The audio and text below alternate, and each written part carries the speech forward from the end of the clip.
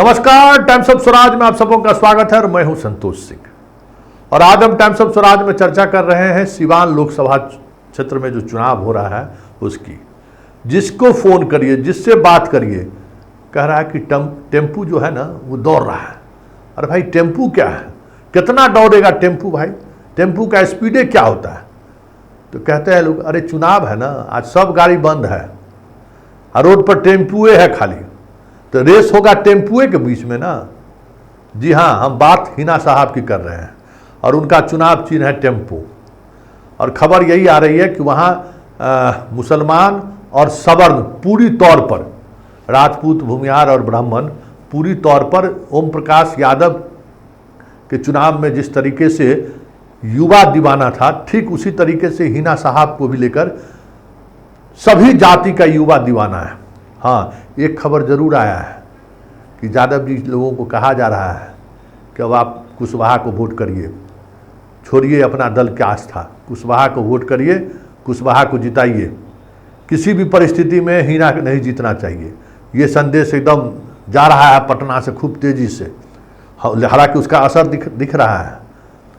कई लोगों से हमारी बात हुई है तो हुआ है कि हाँ, यादव जी सब जो है धीरे धीरे जो है सो अब तीर पर चढ़ने लगा है।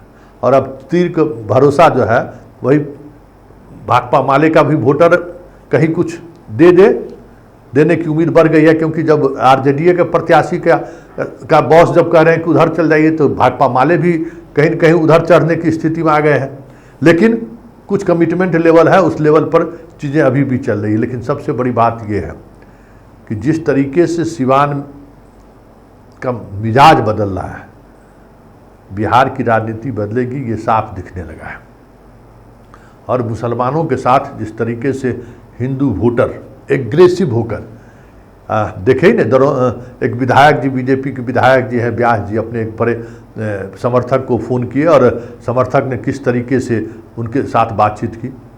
युवा है, यंग पूरा फायर ब्रिगेड है, फायर ब्रिगेड की तरह जो है सो एकदम काम कर रहा है सिवान में, इसलिए टेम्पू रेस पकड़ा हुआ है। वैसे कुशवाहा के साथ जो बाकी पिछड़ी जातियां हैं, नीतीश कुमार का जो वोटर है वो पूरी तौर पर ज़रूर मजबूती के साथ खड़ा है। लेकिन जो बीजेपी का वोटर है, बीजेपी के जो कोर वोटर है, उसमें बड़ी बिखराव सिवान में देखने को मिल रहा है। मंगल पांडे सहित सब तमाम जितना राजपूत ब्राह्मण का जो नेता था ना, धरनियाँ दिए हुए हैं, कोई सुनने वाला नहीं है। फिजे बदल गया है लगता है सिवान का।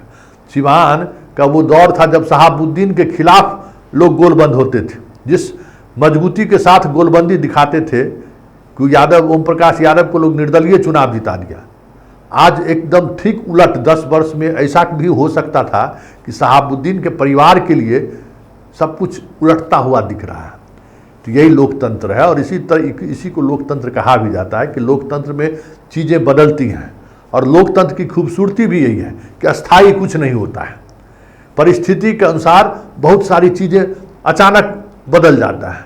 जिस हिना साहब को लगातार सिवान की जो जनता हरा रही थी, आज वही जनता उसके टेम्पो को हवा दे रही है कि कितना तेजी से आगे बढ़े। तो ये बदलाव ही है ना।